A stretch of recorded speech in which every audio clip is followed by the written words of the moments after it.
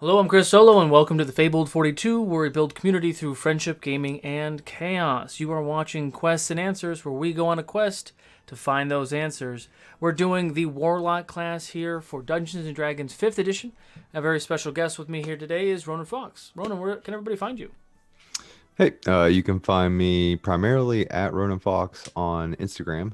That's FAWKS, and on the Fable 42 Discord. That's pretty much where I hang out most of the time. Awesome. Well, thank you, sir. Very, very honored to have you here. We're stepping aside from all of our lore videos to talk about warlocks because they're amazing.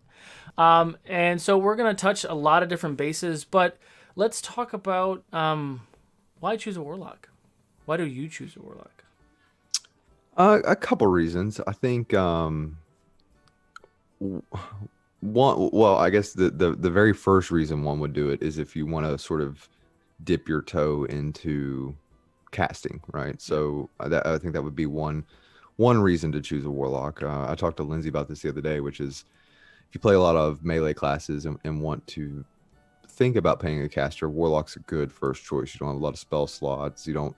It's a very Yeah, manageable spellcasting class. sure. I think from an RP standpoint, it's one of the biggest RP classes out of the gate that you can get. So if you're in a long running campaign and you Yeah. don't have a huge backstory, warlocks almost come pre-built with one. So that's a benefit to maybe a new player as well. So you have to come up with this pact and this whole thing. So you're gonna dive a little deeper into your character Yeah, right out of the gate than you would with a normal class. And they're just fun. They just have an interesting dynamic. How they they how they do. They acquire do. power and all that sort of thing just lends itself to a lot of good story beats, as you would say. I So would I would absolutely agree with that. And shaving off from that, like you've played warlocks before. I've played some warlocks before. Um, do you have like one patron that you like more than others? Is there drives depending on story or campaign setting why you like one rather than the other?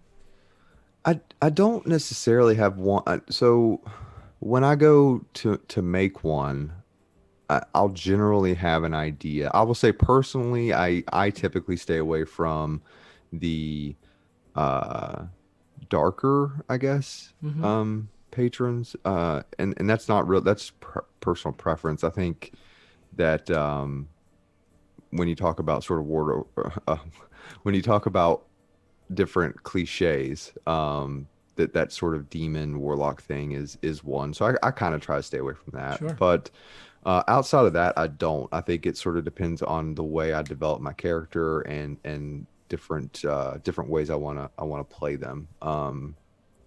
I do kind of like the alien side of things, the sort of otherworldly. Yeah. I'm usually drawn to that. I think because you can bring in you can bring in Lovecraftian things. You can bring Yeah. in different things that you want to tie in. It just sort of depends on what's going to happen at the table and how you kind of want to approach it. Yeah. Absolutely. Absolutely. Is there one that you lean towards more than others when you make Probably warlocks? probably probably otherworldly. I've done a couple. The one I did in Mythical Melee, which I will eventually play again because I think it's an interesting idea, is the sort of shut up.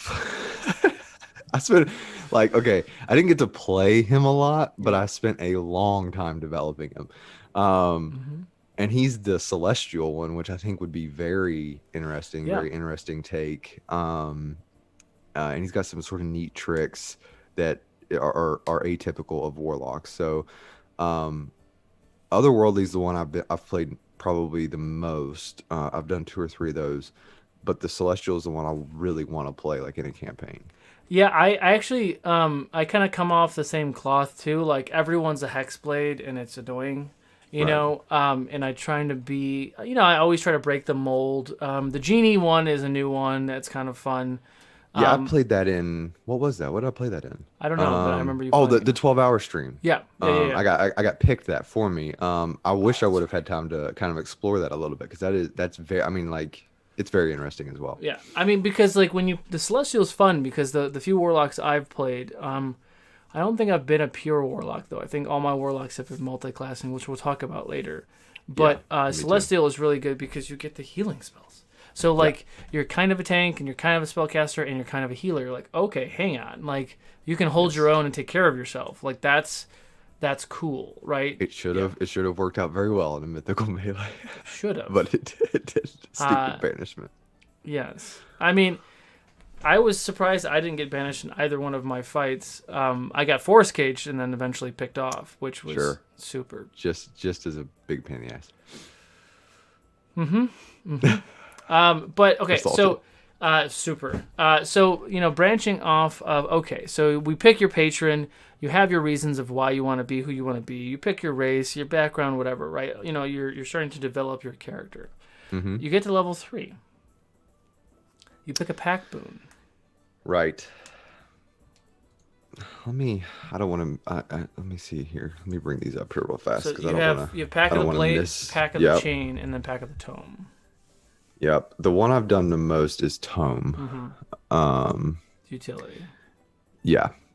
I mean, outside of something like that, I don't really know if I have a super good reason other than that's just typically everything else is kind of flavor, right? So like it is. You pick pack of the chain because you can do find familiar, but then you get a couple extra things that you can't normally have a familiar, right? Because everybody wants a pseudo dragon. For sure. But a lot of DMs will allow you, if you have find familiar, to use pseudo dragon anyway. So then that's just a spell that you use, and you don't have to cast it all the time, which means your precious slots are, use it once and then you have your familiar and they're just kind of hanging out, right?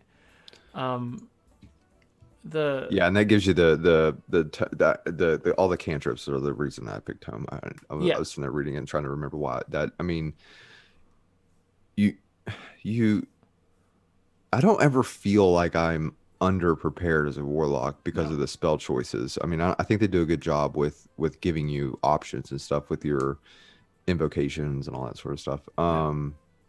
But I am a guy that like typically when I play a spellcaster, I play a wizard or a sorcerer. I like to have 50 options at any given point for a spell. Absolutely. So the more I can shove into a character, the better I feel. I mean, absolutely, because you only get the 2 slots, and I think it's at level 18, you get 3 or something. Yeah. And everything scales and all that jazz. But warlocks, you are either melee or you're a cantrip king, right? And you take Pack of the Tome because then you take the Evocation Book of Secrets and then you get a fuck ton more. Right. And God forbid you take a feat that gives you more, cantrips and spells and stuff too. Right. So like, it's and then Pack of Blade, like it's super flavorful, right? So if it's a roleplay reason where you're like, cool, my sword's here, right? But yes, everyone sleeps with their damn weapons anyway. So when does that come in handy? If you get thrown in jail and then you're like, sword, right? I honestly think there's quite a bit about Warlock in particular that is I mean, even your patron to some extent is a flavor choice. I mean, there are some benefits to whatever, but it is a very front end RP heavy class. Of course. More so than like I think any other that I can think of off the top of my head. Yeah, and I gave in one of our campaigns, Josh had played a Oath of Souls paladin, and it was kind of a mix between a warlock and a paladin because he wanted to steal souls. Very similar to what like Voltok is trying to do in Realms and all that, right? But I gave him a few flavorful things because I gave other people flavorful things, so then everything was balanced. So he could choose 2 weapons that were his packed items. Okay. One was his spear, and one was his shield.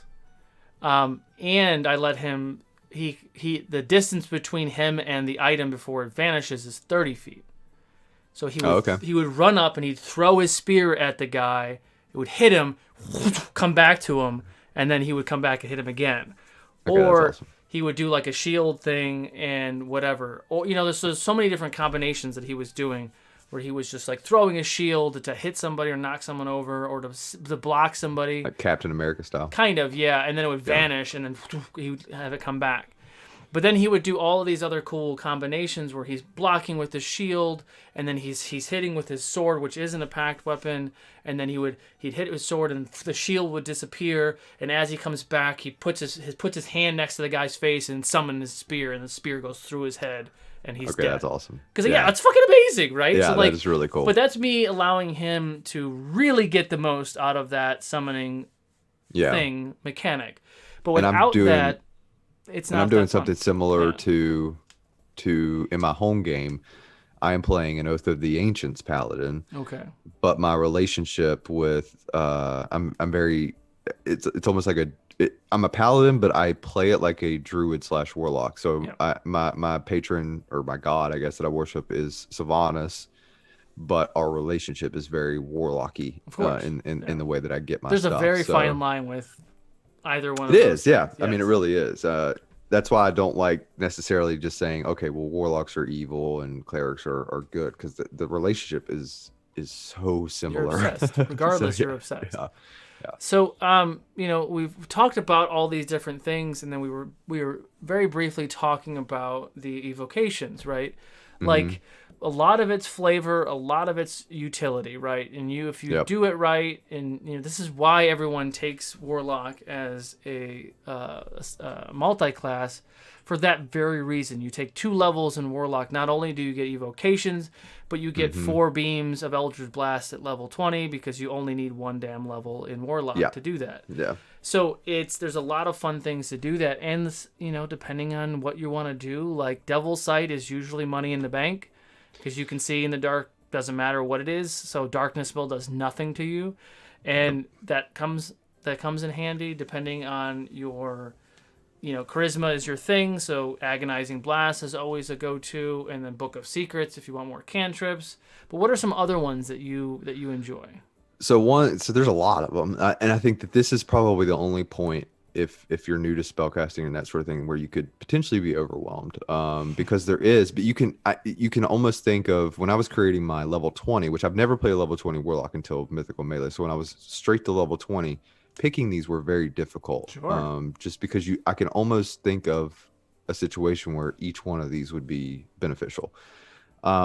One that I did not pick, I'm looking for it right now just so I can read it, that I didn't know until after the fact, till after the first round, I was like, shit, was Witch Sight.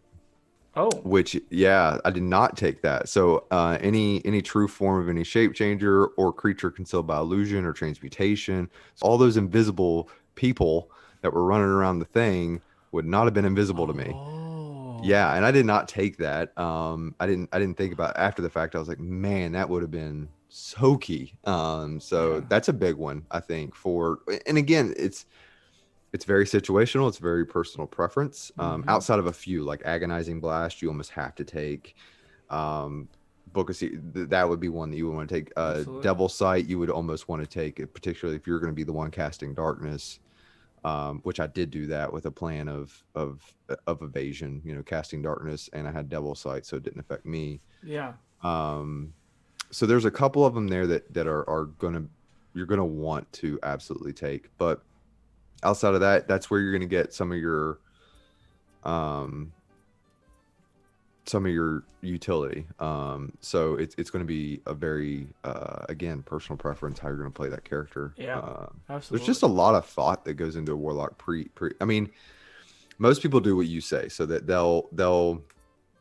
they know what they want out of their warlock, so they're going to be a class and then splash in some warlock. Often it's bard or something like that, to where you're benefiting from that charisma, but if you play a pure warlock, I think that they could be just as beneficial. I haven't run into too many pure warlocks though. Even my Mythical Melee character was not a pure warlock. He was fighter warlock. So it's one of those things where you don't have to do it, and that's the interesting thing too, is if you go down the Blood Hunter route and you pick Profane Soul, you're a fucking warlock, but you're a tank warlock. Without the Hexblade nonsense, you are a bad bastard, and then all of a sudden you do all the warlock stuff. You're like, okay, hang on, this is different, which is a different segment and all that stuff. But yeah, I mean, looking at these, and I don't know if some of these are from Tasha's or if I just never saw them before, But this one is interesting because I know I talked smack about the Pack of the Chain, which is the familiar thing, but Voice of the Chain Master, which is down, way down. All you need is Pack of the Chain feature. I can see so many damn uses of this. You can communicate telepathically with your familiar and perceive through the familiar's senses as long as you're on the same plane of freaking existence. Oh yeah. And you can talk through it. You can send it in there to do spy shit. You can have it do whatever. And some of those familiars can be invisible. That's ridiculous. That's ridiculous. And that I've never seen that. And there's no